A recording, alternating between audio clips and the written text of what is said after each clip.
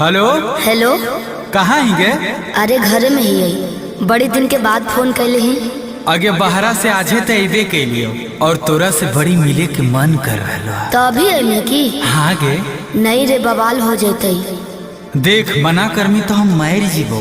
देख जिद मत कर। तब मिले के कोई उपाय निकाल। अच्छा रुक बताओ ही। जल्दी बता। ठीक है।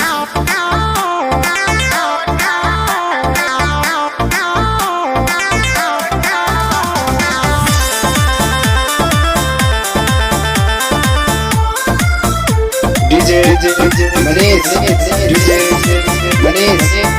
रणदीप शेखपुरा बेटा बहला गल मम्मी है मोर जागल बचल अबे के उपाय चढ़े पर तो कोठा बाबे। अरे बेटा बहला गल मम्मी है मोर जागल बचल अबे के उपाय चढ़े पर तो कोठा बाबे। रात भर करी है तो प्यार चुमा देबो ओठा बाबे। रात भर करी है तो प्यार चुमा देबो ओठा बाबे। तोही हमर बाबू तोही हमर सोना तोरे में बसो है परान अब हियो कोठा बाबे। तोही हमर बाबू तोही हमर सोना तोरे में बसो है परान अब हियो कोठा बाबे। तोरा खातिर चाहे जते जान चुमा लेबो ओठा बाबे। तोरा खातिर चाहे जते जान चुमा लेबो ओठा बाबे। डीजे मनीष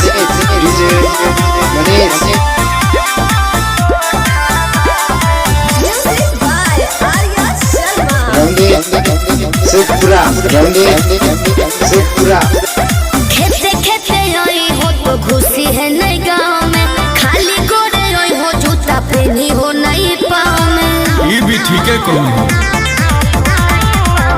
रखी है मोबाइल तो चालू हरा दम गे डरो ही तो काहे पकड़ाई भाई नहीं हम गे। मिठी तोरे बतिया मार दे है मतिया डोलो है तोरे परिमान अब हियो कोठा बापे। तोरा खातिर चाहे जते जान चुमा लेबो ओठा बापे। तोरा खातिर चाहे जते जान चुमा लेबो ओठा बापे।